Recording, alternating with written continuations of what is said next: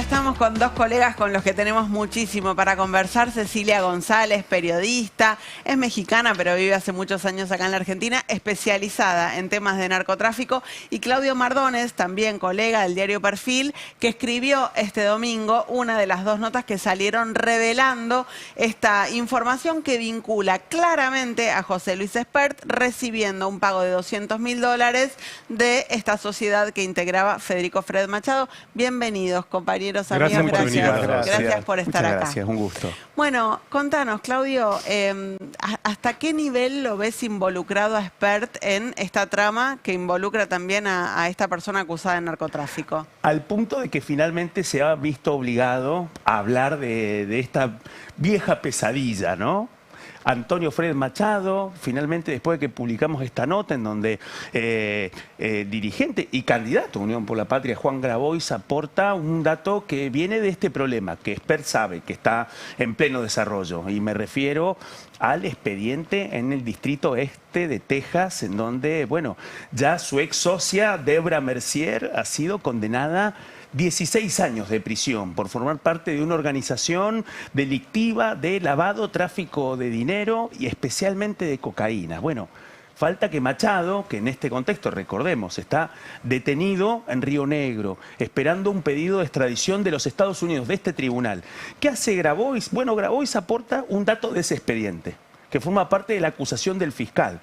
Lo que pasa es que el fiscal del distrito este, entre las distintas pruebas, aporta y dice, bueno, acá en el medio del entrecruzamiento con el IRS, que es el ARCA, la versión estadounidense del ARCA argentino, la FIP de los Estados Unidos. DGI. Exactamente, la vieja DGI, pero de los Estados Unidos, bueno, hace un relevamiento de los pagos que detectan junto también con el aporte de la contabilidad secreta a la que accedieron investigadores. Y ahí aparece el 1 de febrero de 2020 un pago de $200.000 para José Luis Espert. Aparece su nombre, aparece el pago y en este contexto aparece una pieza que aporta un dato sobre la ruta del dinero en torno al trabajo que ya han hecho otros colegas, especialmente Sebastián Lacunza, del diario AR, y también Rodi Recal, de la revista Noticias. Ellos dos contaron dos temas centrales. Uno, que Fred Machado y José Luis Espert se conocieron ya a partir del año 2019 en el aeropuerto de San Fernando. Que Fred Machado, ya cuando lo estaba persiguiendo la justicia de los Estados Unidos, bueno, buscó ofrecerle a Espert parte del mismo dispositivo que ya utilizó en Centroamérica. Respaldar a candidatos presidenciales con sus aviones, con un aporte en dólares y también con una camioneta. Ese mismo esquema ha sido contado. El tema es que ahora aparece esto, el pago, esta conexión. Ceci, ¿te sorprendió el dato? ¿Te cuadra con algunas otras circunstancias que hayas investigado en el pasado? No me sorprende para nada todo lo que tenga que ver con el narcotráfico. De hecho, por ejemplo, hoy estaba yo leyendo un informe promovido por una organización europea sobre el narcotráfico y cómo está usando la inteligencia artificial. Ya lo de las avionetas lo hizo el Señor de los Hilos en los años 90. O sea, el narcotráfico va siempre como 10 pasos adelante. Así que no me sorprende para nada. Y tampoco me sorprende la hipocresía de todo este tema, porque de hecho hoy escribía también un poco de eso. Porque mientras Estados Unidos, que es el impulsor de esta guerra contra el narcotráfico, que es un fracaso absoluto, porque no tiene ningún resultado positivo en tantos años, en tantas décadas, Estados Unidos está cometiendo ejecuciones sumarias en operativos en el Caribe, no aclarados, que de hecho ni siquiera se sabe si han sido ciertos, si no, quiénes son las víctimas que estaban haciendo. A priori solamente dicen que son narcotraficantes venezolanos, pero no hay nada que lo avale, ¿no? Supuestamente porque sigue con su guerra contra el narcotráfico. Y en cambio ahora Estados Unidos es el principal aliado de un gobierno, en este caso el argentino, cuyo principal candidato en las elecciones legislativas queda envuelto en este escándalo. Ya quisiera yo ver si Estados Unidos condena o no esta situación, ¿no? Claro, de hecho está pidiendo la extradición de Espert y todavía la justicia argentina no lo resuelve. Por ejemplo, sí, así que no, digo, llevo ya unos 20 años trabajando estos temas y sinceramente no me sorprende. Me preocupa porque siempre son como síntomas de que todo va, como las autoridades siempre van por detrás de los criminales. Bueno, en este caso ni que hablar, ¿no? Con una extradición que además se demora, hace 2 años y medio que la Corte Exacto. tiene el expediente ahí para fallar. Hoy me explicaban que hay un recurso que interpone la defensa de Machado y que eso hace que hace poquito. se demore. Claro, pero hace poquito está Hace muy metido el poquito. recurso. Hace muy La poquito. Corte podría haber fallado antes. Totalmente. Bueno, hay una estrategia para ganar tiempo. Lo particular es quién es el que está desarrollando esta estrategia judicial. Bueno, Francisco Oneto. Ahí está, es un dato que nos olvidamos de Es mencionar. Totalmente. sorprendente. Francisco Oneto, ex candidato a vicegobernador de La Libertad Avanza con Carolina Píparo. Diputado, abogado de Milei también en alguna Abogado causa. de Milei y reemplazante en la representación de Milei después de que Diego Españuolo tuviera Claro. que dejar la representación en distintos expedientes porque iba a ser funcionario, titular del Andis.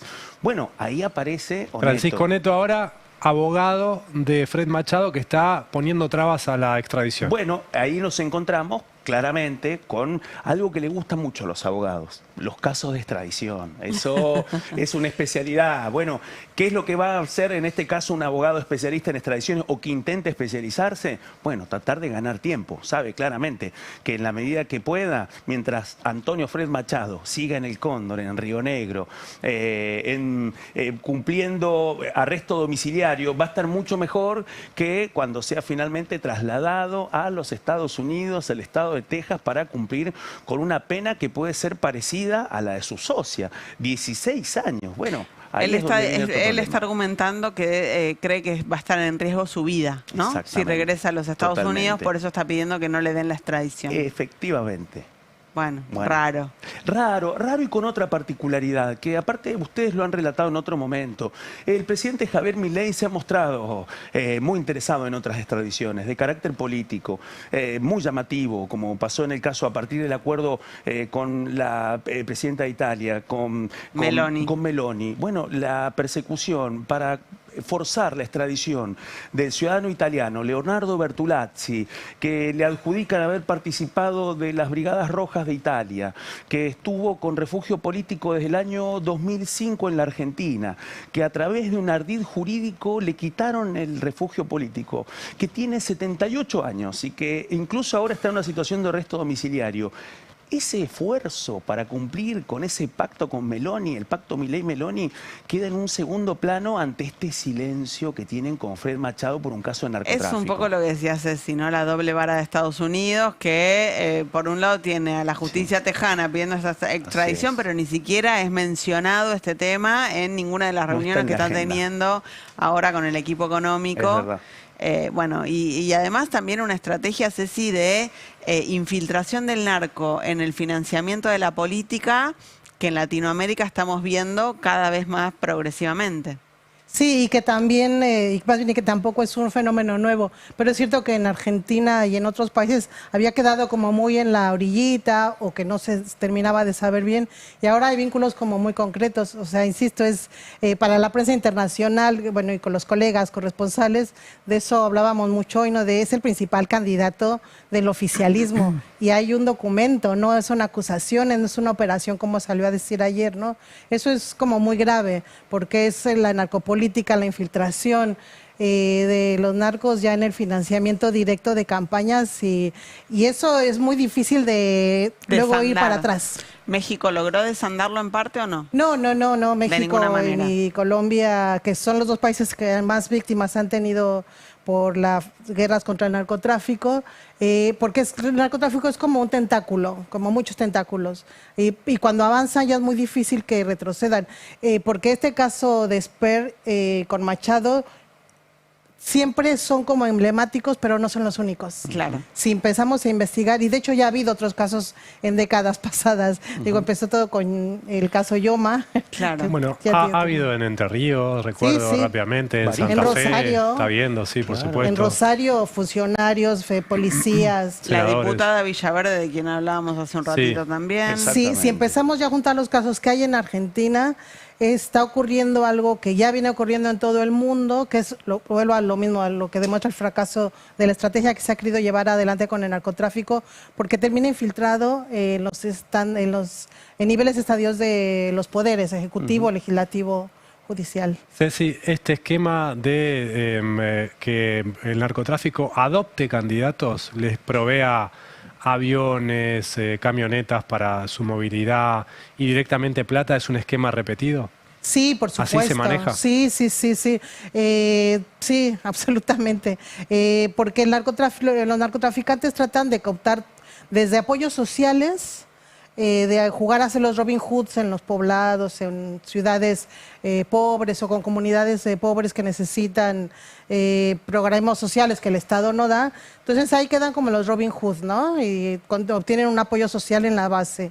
Y en los poderes se van tratando de infiltrar porque ahí es donde van a tener poder político para decisiones. Digo, Pablo Escobar se quiso candidatear. Va a ser uno de los casos más graves y más escandalosos, claro, sí. Claro. Sí.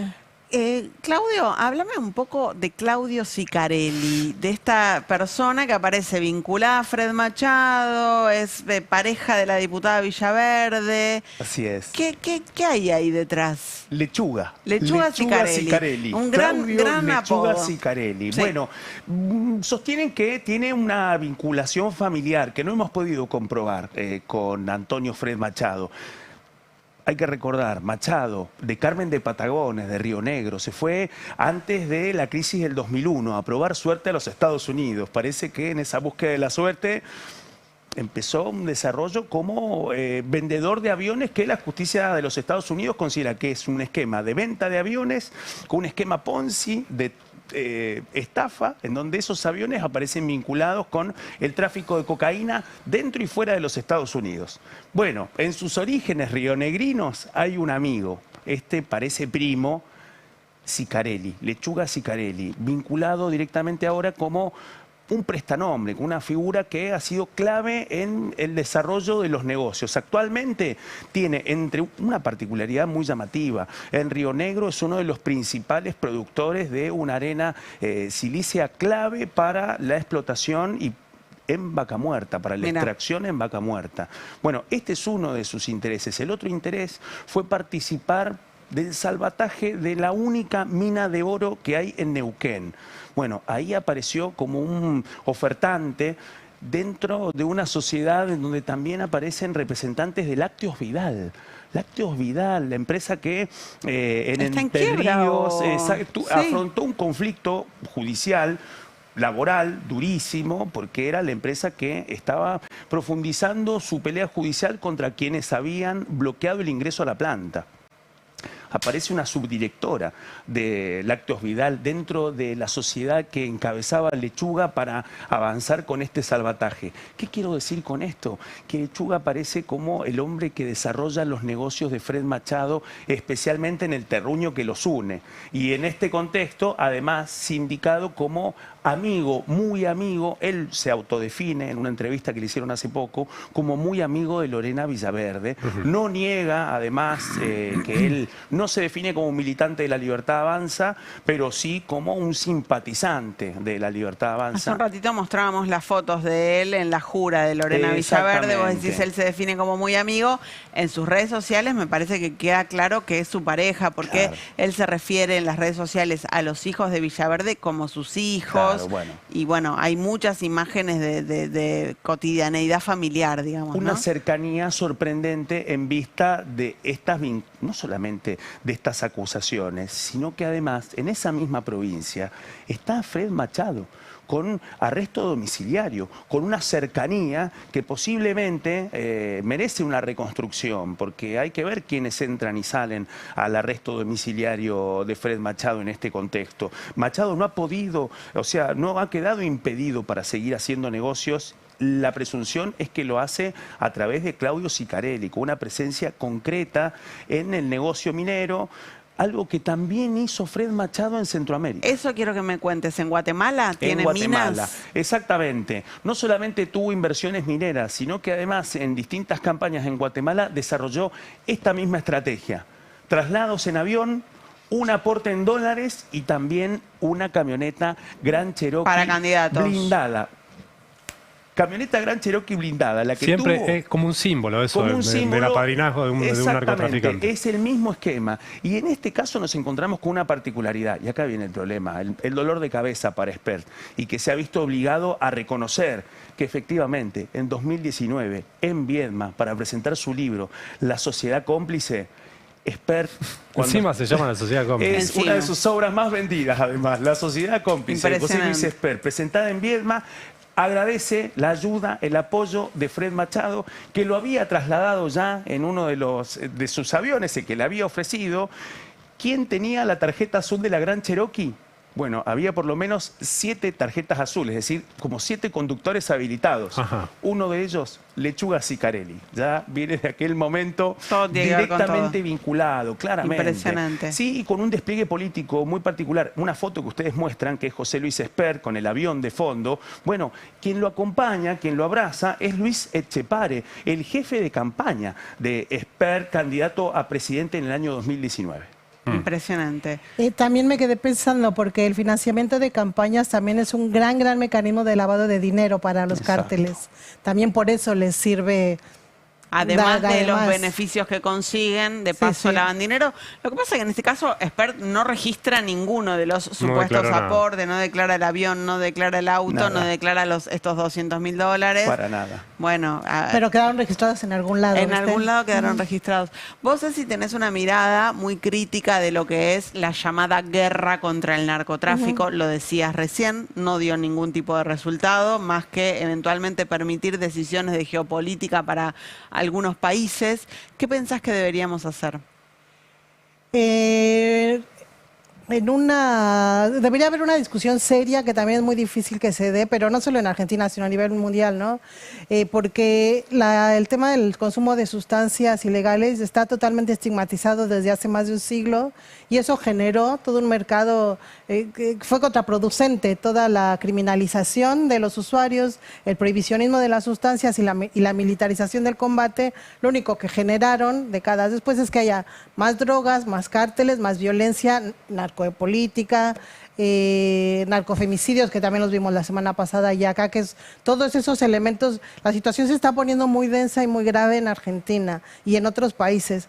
Pero yo lo que lamento mucho es que falte una discusión seria sobre la estrategia global y que siempre se trate como de llevar agua a los molinitos chiquitos partidarios, ¿viste? Porque eso no sirve. Los narcofemicidios son culpa de Kicillof. Totalmente, sí. Y además, actualmente en Argentina, con todos los agravantes que hay una ministra de Seguridad que sabe poco y nada del tema, que solo repite estrategias y discursivamente también que ya han fracasado, que en su pasada gestión llegó a decir que Holanda era un narcoestado, que confundió a un rano con una zafa, con un sapo camo con el que hacían rituales y decían que eran para cuestiones de drogas. O sea, hay muchísima ignorancia y mucha espectacularización y nula responsabilidad.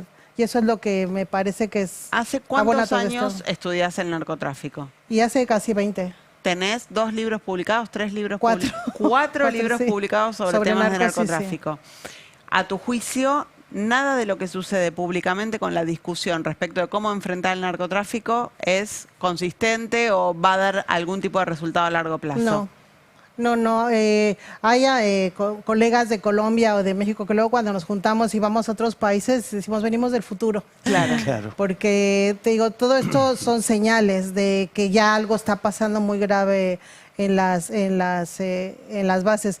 Con el caso de Rosario lo vemos cada tanto, ¿no? Cuando se dispara la violencia, de pronto toda la atención está en Rosario, la estigmatización y los soldaditos y no sé qué, y de pronto vuelve a haber un control, y eso no significa que el narcotráfico terminó, pero ni lejos. De hecho, a mí me sorprendió una declaración reciente de Patricia Bullrich diciendo respecto del narcofemicidio de Brenda, Lara y Morena, que fue una banda que ellos no tenían en el radar. Por ejemplo. Que la Argentina no tenía en el radar. Ningún Ministerio de Seguridad tenía en el radar. Por ejemplo, es eso, no hay inteligencia, no hay colaboración y no hay un debate serio de qué hacer. Por ejemplo, hay muchas fotos de operativos policiales y todo, pero ¿dónde hay programas de prevención? ¿Dónde está la atención a toda la ciudad en los barrios? ¿Dónde está el discurso general que no te estigmatice solo a las villas? porque cada sector social consume las drogas que puede pagar. O sea, los ricos consumen cocaína, que es y los pobres la basura que queda de la cocaína, es así. No sé, digo, venimos del futuro y me gustaría ser optimista, pero por las señales que veo... Pero con el camino que estamos recorriendo, la solución no llega. No, porque nadie lo discute en serio. Digo, siempre se termina llevando, en Argentina particularmente, al tema inmediato y de la grieta famosa, y entonces eso obstaculiza una visión seria y ya más generalizada. Ceci, Claudio, muchísimas gracias por haber venido. Claudio Mardones, Cecilia González, gracias. Gracias. Gracias, por favor.